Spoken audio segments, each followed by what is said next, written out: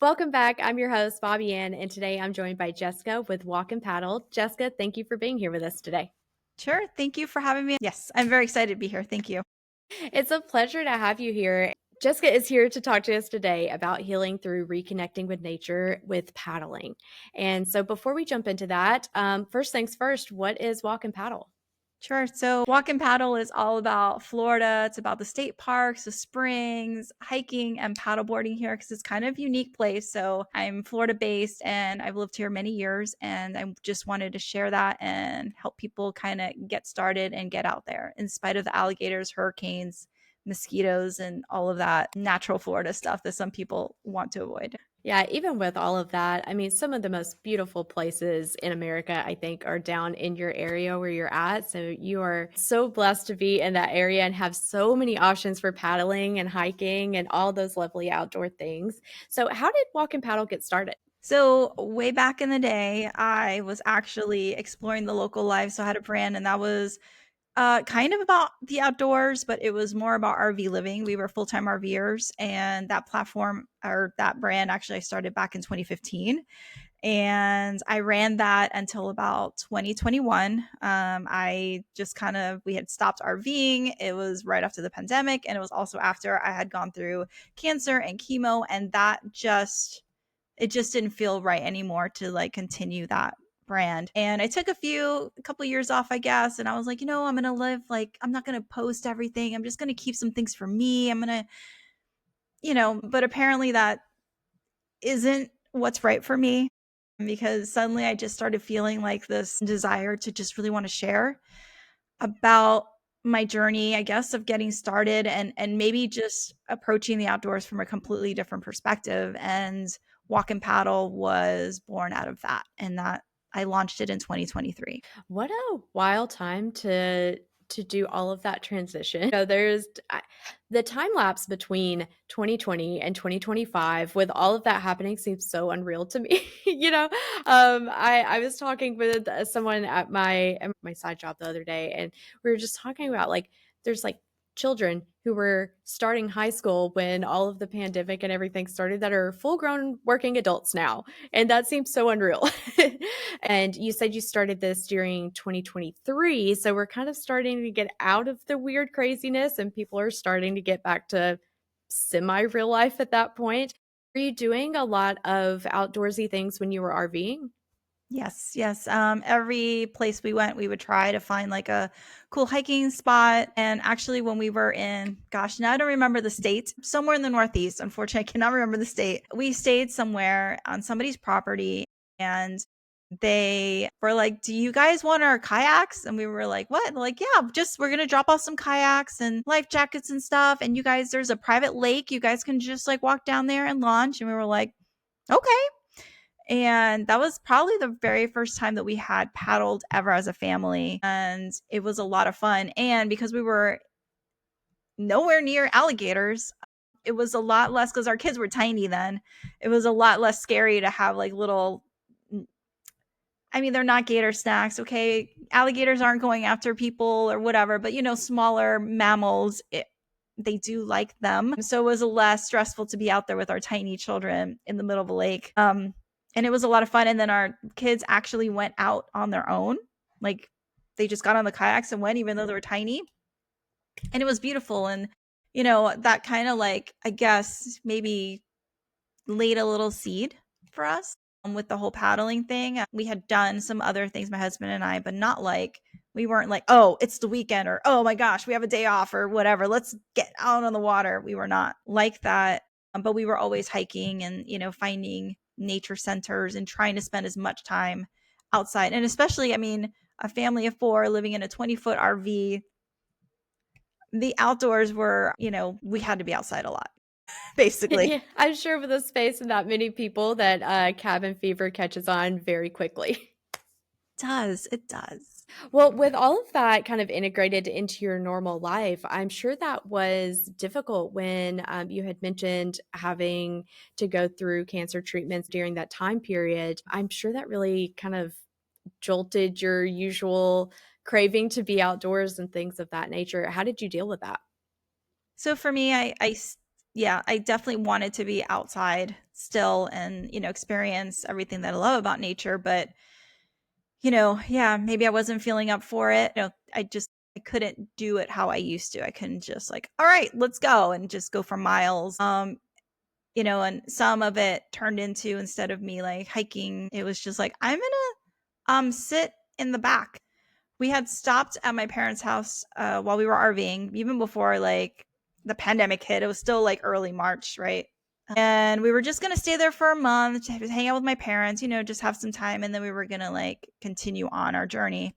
And then all this happened. But the good thing is that they lived on 5 wooded acres, and they were surrounded by other large, I mean, you know, areas with a lot of wooded land, even if people were living on it. So we had a lot of wildlife going through the area. So I would literally be like sitting in their patio, in the back patio, and looking out, and I'd see like a whole family of turkeys. There was like the hawk. I'm sure it was more than one, but we called it the hawk. Oh my God, it's coming to visit. Would come in and sit on a tree. I'd be sitting in, the room that I was staying in, and I would be reading, and I'd look out, and there again, other turkeys. There's some rabbits. There were bears in the area, but I never saw them. I just saw evidence of them. But it just became just like a little wild sanctuary place to be, where I could still experience nature, but in a completely different way. Instead of counting the miles and making good time, or just carrying a kid, it just That'll slow became you a down too.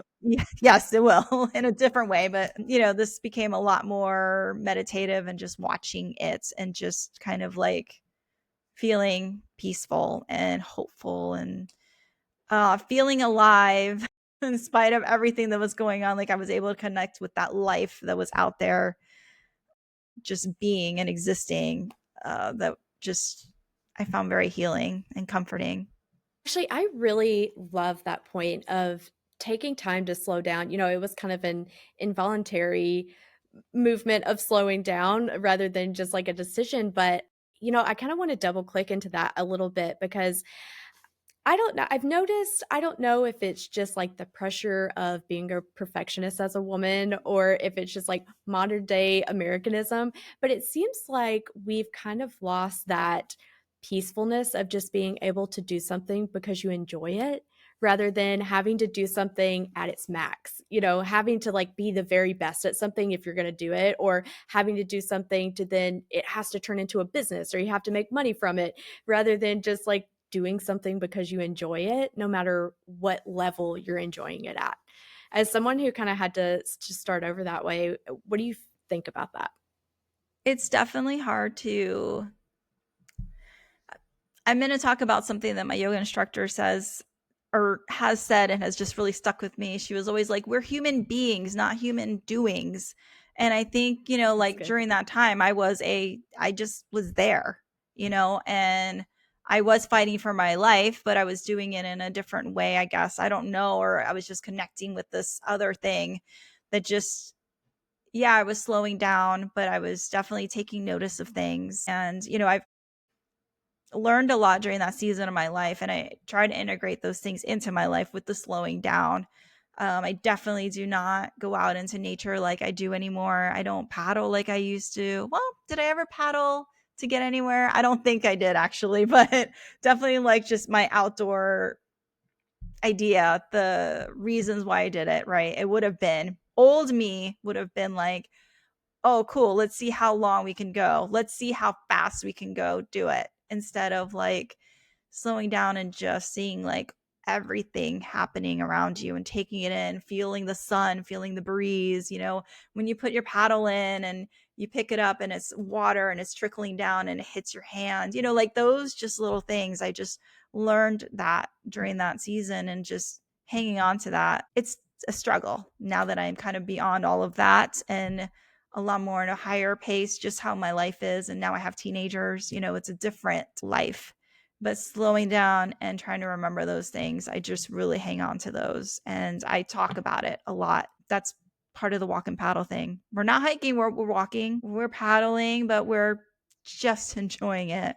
I went paddle boarding with some ladies, and they were really inspiring me inspiring in the sense that they were older than me and they were like fit and like getting it.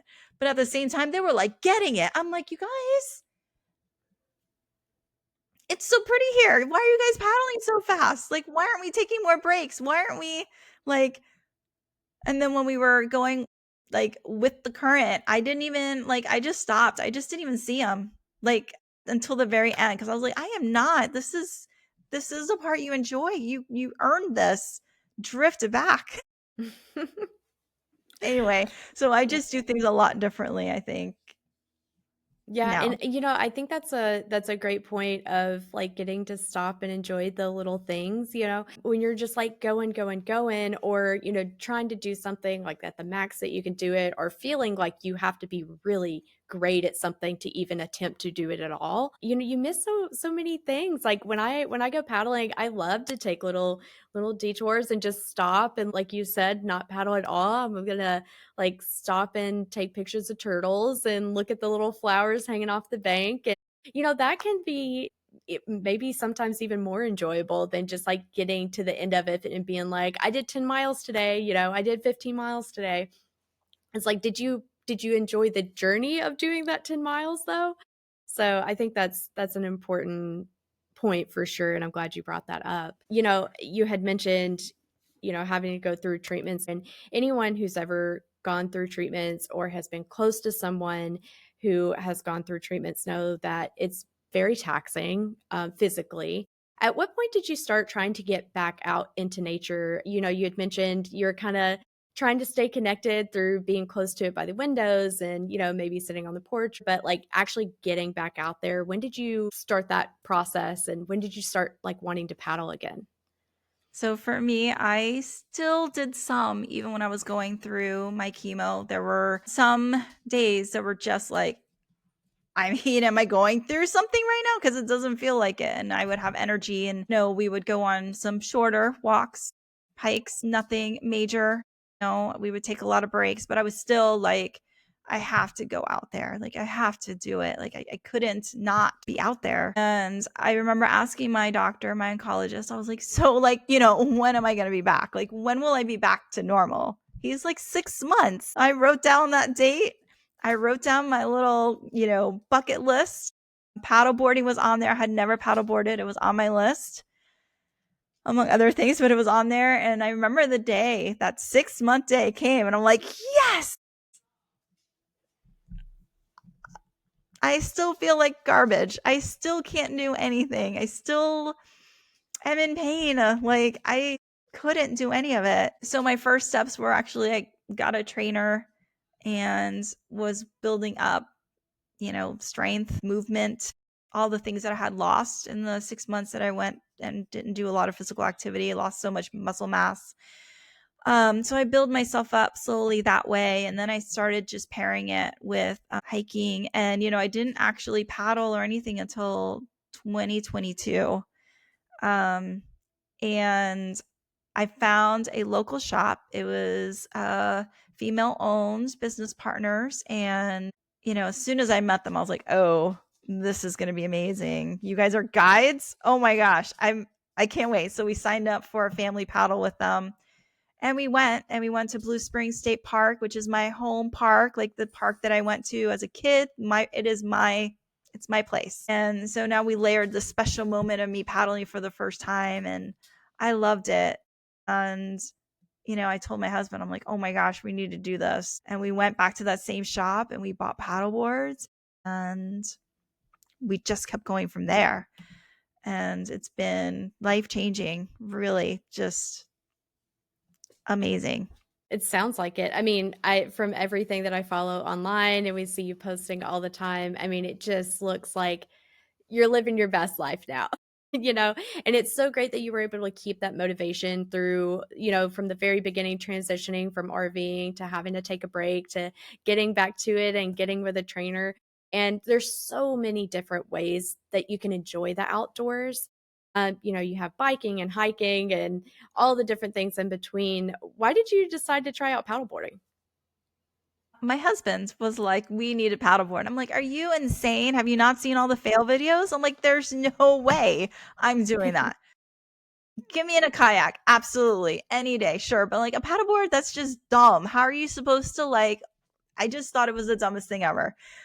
Like, there's no way I'm ever gonna do it. Like all those people that are out there doing it, great. They must be like, I don't know, gymnasts or something. I don't know. I just thought that you had to be like this like specimen of grace and power and strength to do it. It's not the case at all. It's actually for me like I went somewhere and I got to kayak, and yeah, it was the rentals, right? So it wasn't like the high end whatever. And I was like, this is so awkward. I'm so like, am I just too small? Like what? It was really uncomfortable for me, and it was just like, oh my gosh. Now I'm like, paddleboarding is so much easier. Like just getting on there, I like you can sit any way you want. You can stand, like you can change your position, and you know that wasn't even the question. You asked me how. It was my husband. I just went on and on about it, but No, that's yeah, fine. I want to hear all about the paddleboarding. Yeah. And that was actually the exactly the point I was trying to make earlier is you were saying like I don't even want to try because you have to be so fit. You have to be so impressive to even like try it. And it's not true. Like and even if you are bad at it when you start, like it's okay. Be bad at things. Like you yes, can still enjoy it and not be the very best of the best to do something. You don't have to be like a mountain climber to get out and enjoy a hike. Like you don't have to be some like impressive yogi that's like standing on your hands on your paddleboard to be able to just go like sit. You don't even have to stand if you don't want to stand. right, You yeah, just get out and like try it, enjoy it the way that you want to enjoy it, you know? I yes. love that. So I'm glad you did take the step to go ahead and try it out because it seems like that's like what you're doing most of the time now. I know, and yeah, and especially being in Florida, like you could paddle in the winter, nothing freezes here. Like it's For, all year long. Actually, it's probably better in the winter because like here, unless it's swimming, you're like like you're on your board, like roasting. You've got the mm-hmm. sun coming from like above, from the water, and you're like, oh god, it's just like get me in the water. So yeah, our seasons are a little bit different here in Florida, but it's You're in the most ideal place to be doing all of that. And like specifically where you're at in Florida, there's so many beautiful springs. The water is just gorgeous. It really is. And like you're in that more part of Florida where you guys don't get cold, like your winters are comfortable. So, yeah, yeah, and we've done a few, winter paddles, and I was cold, but then you, like, heat up or you have, like, hot hands or just layer up, like, it's just nice, I mean, just mm, and then you can see manatees if you go to the springs, like, come on, like, yeah. it's dreamy. Oh, yeah.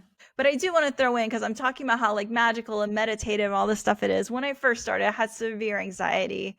I had very much like, "Oh my gosh, an alligator's gonna block my path. I'm not gonna be able to stop. I'm gonna hit it with my board. I'm gonna make the news." Like, I don't wanna be in the headlines for this. Like, I was freaking out. Like, it took a long time for me to just I don't wanna say get over that because it sounds like, not sensitive, but because I know what it's like to feel that anxiety and, like, dread to be, like, there, and even when you're on the water, you're like, "Oh, this is beautiful," and then something happens and immediately, like, that anxiety kicks in, I it's a process working through it, but I kept showing up, and, now I'm like, "Oh, okay." Okay, I got past that, and now I'm just laying on my board, letting the water take me wherever it wants. Like, I would have never like, at the beginning, are you kidding me? No way. I was like, "I'm paddling. I'm having a great time. This is good. This is great. Everything's fine. Everything's fine. It is beautiful, but I'm freaking out." Well, as someone who's, had kind of gone through that, you're on the other side now, you're fully enjoying it. What are some of your tips that you have for people who want to come paddle the springs for the first time? Or, you had mentioned you did a tour. Have you taken anything from that you want to pass on to others? Yes, I definitely think you need to go and talk to people and rent a board, go on a guided tour, go with somebody.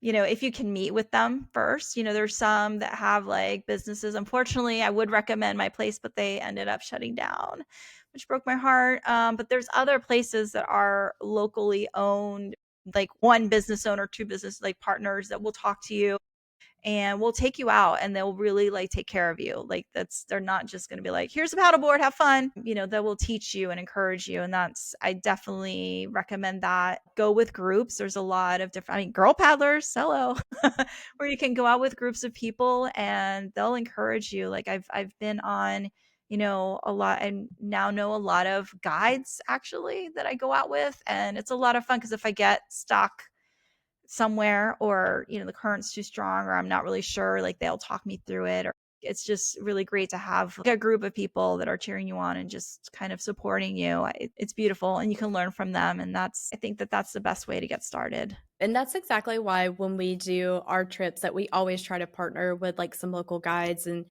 people who are very educated and are going to be helpful in that way, not just like a paddleboard or kayak rental company, but someone who's actually going to be there and help you along, because we do want to encourage people of all skill levels to try it out. We've been lucky enough that almost every trip that we've done so far, we've had at least one or two people who have never been on the water before. And I love that we're creating a space that does encourage people to feel comfortable enough to get out there, because like you said, having the right people around you, having the professionals with you, it is tremendous help. And you would not believe how much further along you get just from doing one or two trips, because you've got those guides with you who are not only educated in like paddling, but also educated in the area you're paddling into. So that makes a big difference and can really build your confidence about finally deciding to maybe go out and do it on your own sometime. So that's a great tip. And thank you for bringing that up. For yourself, what are some of the things that you've learned along the way out, like after you kind of got comfortable and now that you go out by yourself all the time, what are some things that you've noted that, you've kind of grown from that? I think learning like what kind of gear, that's very trial and error, because you can ask and everyone has their own opinions and ideas of what works. And really, for me, it was like the phone case, right? Everybody wants to bring in their phones, and they're the pouches that hang from your neck, and they're like hitting you the whole time, and you're trying to take a photo, and they're foggy. Oh, and then I got another different kind of case where it held my entire phone in, but then it was like hard to push the buttons. And I'm still working on that one. Right now, I just take my phone and like tuck it in somewhere, hang on to it. I don't even have an answer for that one, right? I'm still working on that. Different kinds of coolers. I just think that the gear is very much a trial and error. And I do recommend, if you're getting started, start with the cheap stuff. Start with the $3, $5 Amazon pouch that holds your phone. Start with the cooler you already have if it's small. Like, just don't go crazy. And then, you can build up from there, or you'll meet people if you're going out on group paddles or with a guide. You'll see what they're using, talk to them about it, ask them questions, and you'll finally get to like the point where you'll find the right gear. I had the same thing with like my PFD. So I'm small, so finding one that worked. I had like one that we called it my thunder vest. You know how the dogs have the anxiety? Yeah. That's what mine did. Like, it was really like tight, but it was squishy. It just made me feel so safe. So I wore that all the time. But now that I've gotten to the point where I'm kind of like more comfortable, I'm like, okay, well now it's hot and awkward, and what do I get? And I ended up getting the waist ones that you can wear. And I've been using that because then that gives you more movement. I can tuck my phone into it. So I don't know. I think just pick and choose your gear. Start cheap, work your way up from there. Same thing with your board. Don't go out and buy the $1,000 whatever. You can buy the $200 one. Try it out if you like it. You think you're going to keep doing this, or you want to do more, longer trips, whatever. Upgrade, but start with what you got and enjoy it. That's a really great point of that, because everyone's going to have their own opinions too. Like people are going to say, no, this is the best. This is the best. Try this one. Well, I used that one and I hated it. But then the next person's like, well, I loved it. So you really have to get down to just finding what works best for you specifically, because everyone's going to always have their own opinions. And it seems like you mentioned like trying to find the right PFD. That is one of the number one topics that we have talked about in the group all the time. I feel like I see at least one post a week where somebody's asking about like, well, what PFDs do you guys have? Well, like, has anybody used this brand? Or like, what about the belts? And can you use it for this? And can you? So we might have to do a whole episode just on PFDs, because that comes up all the time. And it's It tricky is. as a woman too, because there's not a lot of PFDs that are designed for women's bodies. So yeah, we might have to do like a whole episode about that one. I think so, yes, because that was one I struggled with. I did get a woman's one, my Thunder Vest, and I still wear that one if I'm gonna be out, and if it's the first time, I always Hmm. take that one out with me. Actually, I Yeah. bring both. We bring all of our gear out anytime we go. It's my husband and I usually that go together. We bring all the stuff because we're always like, especially my husband, he's like, "What if we find somebody and they lost their thing or they forgot their thing? Like we can help them. We can give them a thumb." I'm like, all right, bring all of it. So we have I don't even know how many paddles. It's insane. It's like two of That's us. the We kind of bring gear. packer I am too. Like I always like it's like I'll bring 3 things actually out on the water. My trunk super full of stuff. Every single time. They never makes it out of the trunk, but I'm gonna bring it just in case. Like you said, somebody else might need it, or like what if I have something break and I need to. I'm like one of those overthinkers too, so I'm right in the same boat with you. Um, and I love that you brought up too that you don't always have to have the most expensive things. Like try out the cheaper stuff first. And sometimes the cheaper stuff might be your favorite stuff. You just never know. Yeah, start at the bottom, work your way up. And actually, while we're on the topic of tools, you talk about accessibility a lot, and that, getting out in the outdoors is should be for everyone. And you have a lot of great tips about different ways that different types of people can get out there. So what are some of your best accessibility tools that you know about? So if you are somebody that knows you're not going to be standing, but also the idea of sitting down on a paddleboard without anything really just you don't think you can do it, you can consider getting a chair. You can use a kayak chair that can attach, or I mean, you can throw on a beanbag. You can take a cooler, sit on a cooler, anything that you think will help you. Uh, that way, you can make that more of a kayak situation, but it's a little bit easier to get on and off because you don't have to worry about the raised areas of the kayak. Because even for me, getting in and out of a kayak is messy, very messy, almost tipping over messy. So if you don't necessarily have as much mobility with your legs, I would imagine that would be harder than a paddleboard with a chair. Definitely go with somebody that knows what they're doing and can help you out. There's also, what are they called? The stabilizers so you can attach to your board that will help you. And I always recommend a wider board. Wider is going to be more stable. You can bring more stuff with you, can handle more weight. And those are probably my two biggest accessibility tips. The chairs are really great, and I've actually seen a lot of them on multiple girl paddlers trips and meetups where a lot of people who are paddleboarding bring the detachable seats that you Mhm. can add to that. So I know there's tons of them out there, so I'm sure that you could find one if you're in need of that one that kind of fits your needs. Some are thicker, some are thinner. So some are like full blown chairs, some are just mats. So whatever you need, there's plenty of options out there for you. Do you know of any specific brands or anything for The the stabilizers? stables? Thank you. You just said it and I I lost it. don't. I've linked to in my blog. I have some accessibility paddleboarding tips, but off the top of my head, I don't know any specific Oh, that's fine. ones. So we can look that up later. And for you guys that are maybe looking for those, we can add those in the blog post that'll be associated with this. So, and link out to some of the resources that Jessica has already put together for you. So, But I yeah. do want to say wheels are good too, because sometimes the hardest thing, you get there, you know that you can launch and paddle just fine, but carrying your board all the way down to a launch point is hard. I mean, some places you can pull up. Those are my favorite places. You pull up, drop your gear, and you're right there at launch. You park, and then you can get right on the water without, having to carry all your stuff all the way down. And then I've been to a lot of places where you're like, where even is the water? Like, I don't even see it from here. Like, how far do we have to go? And some of them are paved, which is nice, but some of them are not. And there's one place that I've been to that I'm so glad we rented because we were able to just show up. We went down to the launch, everything was ready, and we just went.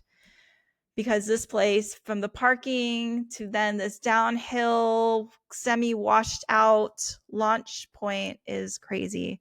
So, having wheels that you can actually just put your board or your kayak on and pull it is fantastic. And they also have the shoulder straps. I have friends, they have the boat. Are they the gator shells or the hard ones? They're heavy. And they had the bands that just like went across the shoulders onto the board, and my friend's husband did both boards with that on and carried them down. I don't know that I recommend doing both like that, but I don't know. He did Yeah, but it. it is possible. It is possible, but it just helps you. It gives you something else to help, lighten the load there. So that's another thing. Yeah, good ideas. And I know I think it's iRocker. They have like a whole line of wheels that you can and like attachments and all kinds of stuff like that. So we'll look up a few of those and recommend those the blog post for you because those are I didn't even think about like besides being on the water, you have to get to the water. So that's a great Yes. point.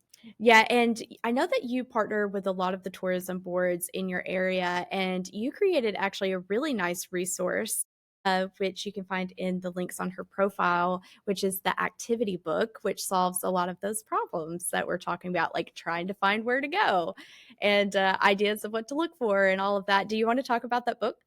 Sure. It's my Florida State Park activity book. And, I created that because I go to state parks all the time. And sometimes, I'm like, yay, I'm going to go to this park. And I get there and then I'm like, okay. So I looked at the spring. I went to the little museum. I walked around the gift shop. And now I'm not sure what to do. I'm not ready to hike because I didn't know that there was hiking here.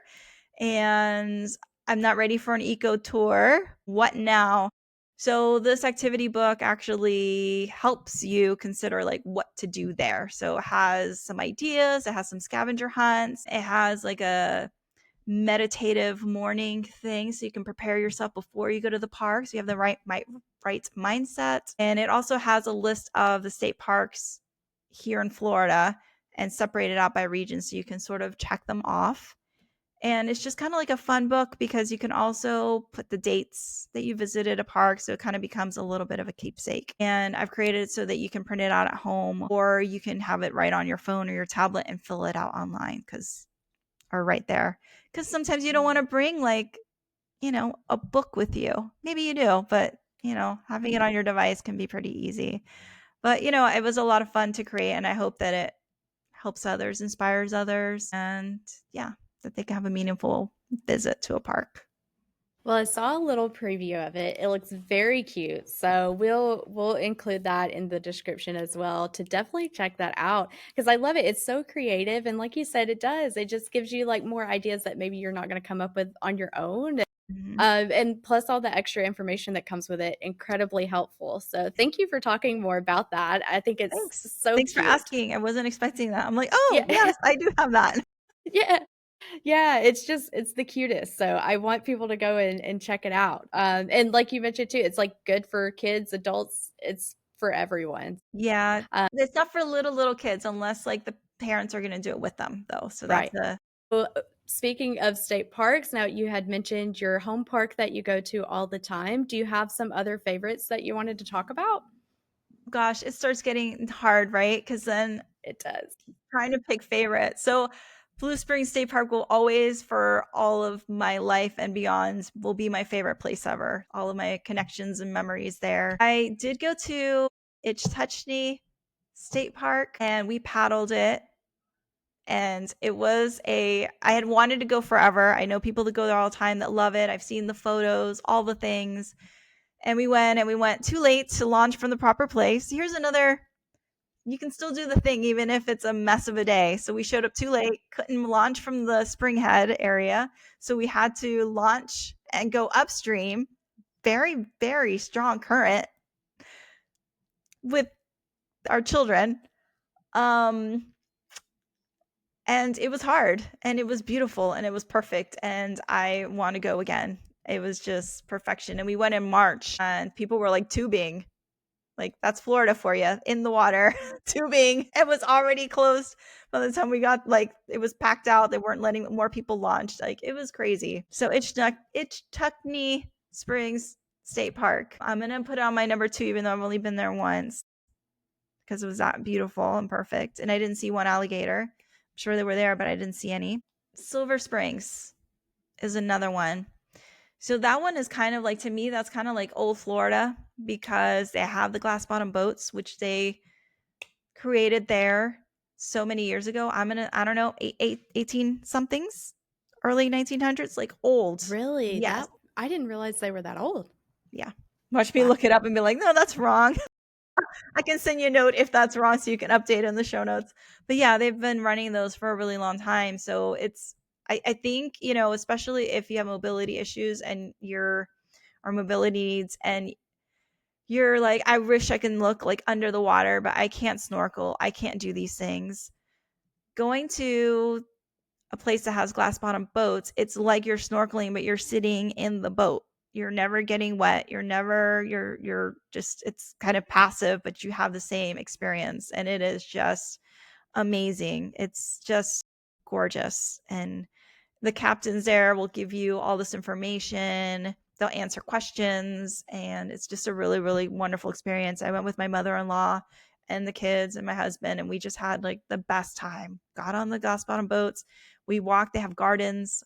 Okay, yeah, it's just very pretty, but you cannot swim there. So that's the only, I didn't know that. yeah, no swimming, but they that's another one to paddle. That's really, really nice. They have multiple springs, manatees, all the wildlife, monkeys, it's all there.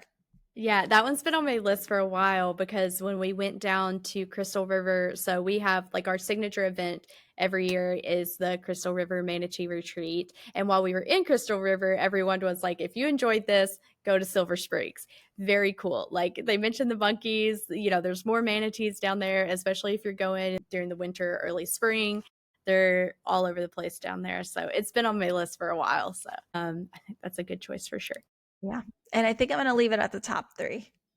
Okay, fair enough. I'm sure we could go all day with that one. Like I said, you are in an area with limitless beautiful places to paddle. But I do love talking about the springs because I do feel like the springs are more accessible. They're more beginner friendly because when you're on the coast like that, like ocean paddling is a whole different beast. Like that's a completely different skill set. It is not beginner friendly. So you do kind of get best of both worlds when you go into the springs. You have like the saltwater nature experience, but it's definitely calm and the water's clear.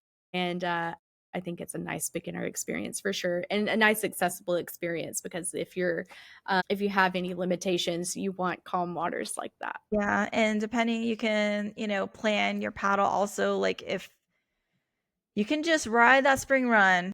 You might have Yeah. to have like a car position someplace, or some of the places have a the shuttle service or whatever. So that way you don't have to worry about like paddling against a current, cuz paddling against a current, man, that's a workout. Hmm. It's a workout. I mean, sometimes I'm like, I don't know if I could do this. Like, I am, like, my heart feels like it's gonna like explode out of my chest. Like, oh my gosh. So yeah, in that sense, depending on where you go, sometimes it's a lot even for a beginner if you're going against the Yeah. current. Yeah. It's always good to research somewhere before you dive in, even though you may be checking out pictures on Instagram, seeing how beautiful Yeah. it is, it doesn't mean you know about the area. So do plenty of research before you go and also know where your launch location is. Is it upstream or downstream? Because of exactly that reason. Yeah. Oh my gosh. I've got a whole like, if you have time to go and do like a dry run where you go and like see where you're launching so you can figure out like, what kind of footwear, or do I not need footwear, or is it tidal? So many things, because wow, yeah, I do not like just showing up somewhere and launching. Like that is when we did Itchtuckney. That was we're just gonna go. My worst. I hate that. I hate doing it. Yeah. Because we didn't know how far even the launch was. Yeah, it's Yeah. And always it was a good. rocky start because of that, right? So, case in point. Yes. Plan. Definitely check it out if you Yes. can. Yes. And while we're talking about all these beautiful springs, you do a lot of conservation. And that's a lot of your content that you discuss. So, for those who are coming down to the springs from maybe a different area, they're not used to that environment, what are some things that we need to keep in mind if we're visiting for the first time? Oh gosh, there's so much. It's making my heart flutter though that you asked this. So, yeah, okay, our springs are where we get our water. That is just like the lifeblood of so much of what makes Florida Florida. It is home to manatees in some cases, turtles, alligators, these crabs, just all these things that are just uniquely Florida.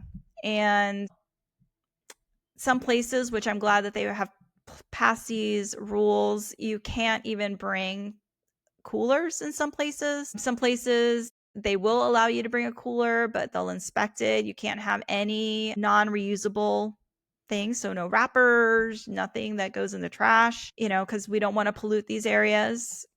All these springs lead into rivers, and a lot of those rivers lead into the ocean. It just, it's a whole system that you don't necessarily see when you're there. You're like, pretty water, I'm just gonna have a good time there.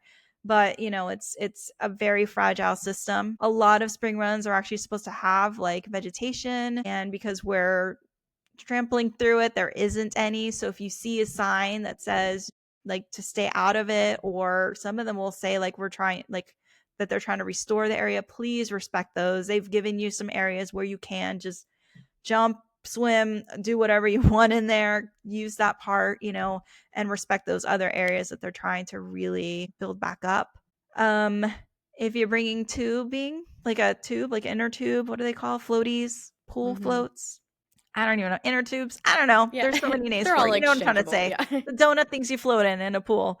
You can bring those to some spring runs, which is great, but do not bring the glitter ones. The glitter is literally just floating in that. It pops. We're never getting that glitter. Like you can never get out of your carpet. We can never get out of the spring run. It's just not good. So just I don't know, treat the spring just like you would your backyard or a place that you really, really love, where you don't want to see it trashed. And, you know, check ahead of time. If you see a ranger, you can ask some questions, but just be mindful. And if somebody asks you while you're there, a volunteer or something says, hey, that's not allowed, or asks you to behave differently, please take it into consideration. Do not take it personally. I've done it where I'm just walking down, eat my chips in a little plastic bag down a boardwalk, and somebody goes, hey, you're not supposed to have food out here. And I'm like, really?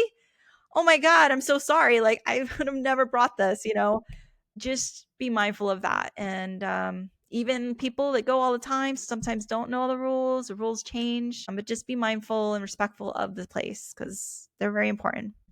And I'm not going to say anywhere. I started talking about eelgrass and all that, and I'm like, wait, let's not go No, you're all. fine. I know that's not the topic for today, but conservation is something that's very close to my heart personally. And we've had some episodes where that's all I've wanted to talk about, and we just haven't, but I know that you're in it. So I wanted to touch on it just a little bit, especially for people who are starting their outdoor journey. These are things that they might not know. You don't know until you know. So thanks for bringing up. Those are really great beginner tips.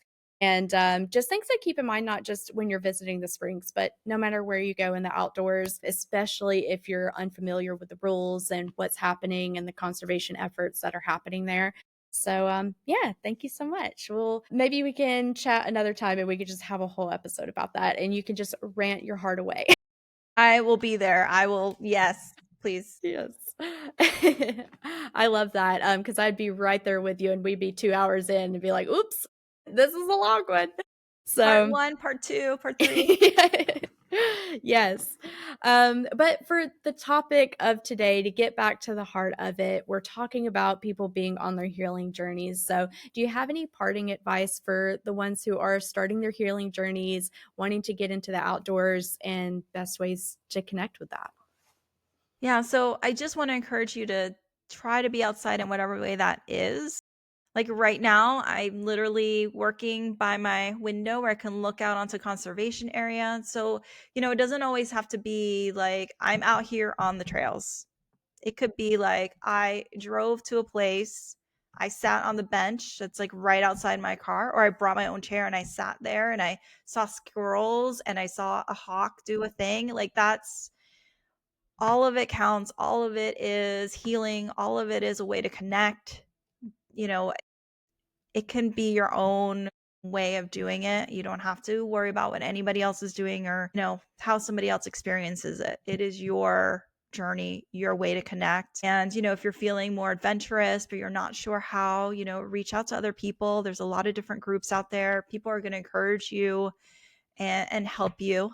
There's some state parks have these tracked chairs that are like four-wheel, not drive, but wheelchairs that can get you out onto the trails is Yeah, they're basically like what I'm saying. off-roading Yes, wheelchairs. yeah, and they're free of charge. You just have to like reserve Yeah. them and have somebody with you, and then you can go on the trails like as far Mhm. into the woods as you want because they'll get you through any terrain. There's some places that have adaptive paddling. So they have guides that are, very skillful and knowledgeable on that. And I've seen where folks that are wheelchair users on the paddleboard in their wheelchairs. So, there's a lot of options out there to just trying to connect with the people that have the skills and the knowledge to take you out on that. So start small, roll down your window, open your window, just anything, it's healing no matter how far in you can get it, into it. So I just encourage you to attempt that and surround yourself with people that also find nature healing and important and connect with them and find ways. It's beautiful. It's a beautiful thing. I couldn't agree more. Sometimes all it takes is just like 10 minutes of being in the sunshine to reset your whole day, relift your spirits. You might be having like an off day or a tough time with whatever it is you're going through. So sometimes it just takes that little bit, no matter Mhm. how you're doing it. So the last question I always love to ask everyone, because it's always so interesting how people answer. In the show's called Paddle Her Way, and so we always like to ask, what is it like to paddle Jessica's way? That can be how you paddle, where you paddle, what you paddle, anything in between. Sure. Okay. So, how does Jessica paddle? She has snacks, lots of water. um, and she takes a lot of photos on the water for sure and videos. And I am not a fast paddler. I am an observant paddler. Have two different boards. I have a hard board and an inflatable, and I prefer my hard board. I just feel more stable on it, but I like the ease of taking the inflatable and pulling it out of, like, my husband has a Miata, and sometimes if I'm going by myself and meeting up with a group of girls, it's kind of fun to, like, show up in the Miata and, like, open the trunk and pull out my paddle gear, and, like, it's just people are like, "How did that fit in there?" And I'm like, "I know, right?" Okay, anyway, it's kind of fun to do that. And yeah, I'm definitely more in the springs than anywhere else. And I think lately my favorite is the kind of spring that I can paddle in, and then at any point that I want, I can just get on the water, get and just swim. Like, throw my goggles on, get under the water, and just, that's the best. You're paddling and then you're swimming in the spring. Like, that's such a wonderful combo. But there is a place that I like that I've only done a couple times and we need to go back. It's called Disappearing Islands, and it's just a sandbar. But during low tide, it's like you're on this own island all by yourself, right? Like, and it's beautiful. It looks all tropical there, and you find little creatures in, like, where the water has gone away, and there's still little, what are they? The little holes. When the sandbar, like, the water's going away, the sandbar's there, but there's like indentations and they're still filled with water. And then there's animals in it. I don't know what I'm that's called. drawing a complete blank right now. Like I know exactly what you're talking Right? about. But they're sandy because we don't have rocks here. Mhm. Anyway, Tide pool. there we go. I was trying Tide so pools. hard to get there. Like, it's just beautiful. It's beautiful there. But Yeah. I you have to go like during the week, Mhm. off season, or else there's like 5,000 other people out there grilling and all the craziness, which some people like. I'm more there for, like, the peace and the quiet and the beauty. So yeah, I'm definitely a Yeah. Florida paddler, definitely a spring lover, definitely love the wildlife and just peace, calm, beauty, just really appreciating what Florida is and just falling in love with it, for lack of a better word. Well, I love that. It sounds like paddling. Oh, there she Look is. who that's because there's a butterfly. Oh, my kitty. My kitty's like, "I don't want a paddleboard ever." Oh, I would never get mine on the water. Ever, ever. That was so cute, though. No, I'm like, "Wait, he just popped in here." That little butterfly. We're Going back. back up. Are you hunting? That's so cute. Well, it sounds like paddling Jessica's way is just having fun, taking it slow, and relaxing the whole time. So, thank you so much for all of the information you've shared today. We have packed in so much helpful information into this episode. And, we might have astray just a little bit here and there, but it's all good helpful information, and that's the important part, right? So, and hopefully all of that good information will be taken to encourage people to get out there no matter where you're at on your journey. Just start. It doesn't matter how you're starting, just start. That's the important part here. So, Jessica, thank you so much. Where is going to be the best place for everyone to connect with you after this? So I'm walkandpaddle.com. That's my blog. And then I'm on social media, Instagram, Facebook, TikTok. I'm baby TikToking still. And it's all walk and paddle. And then I do have some freebies if people would like that. That's walkandpaddle.com/free. And yeah, that's pretty much Great. where I'm at. Yeah, pretty easy to find. Sounds Yeah. like you're all over the All place. all So, walk and paddle. and you guys know all of this information will be in the description, in the show notes, and on our blog that's associated with this. So, again, Jessica, thank you so much. It's been such a pleasure to have this conversation with you, and I hope we get to chat again. Yes, thank you so much for having me. I'm very excited. I was telling my whole family, I'm like, I'm gonna be on Girl Paddlers. Not even kidding. So for me, this has just been like the dream podcast I wanted to be on. Oh, that's so sweet. Oh, So thank you. what a note to end on, my heart. Oh my gosh. Well, thank you so much. And like I said, I would love to have another conversation some other time about Yep. all of the other topics that we love. So I am game. thanks so much, everyone.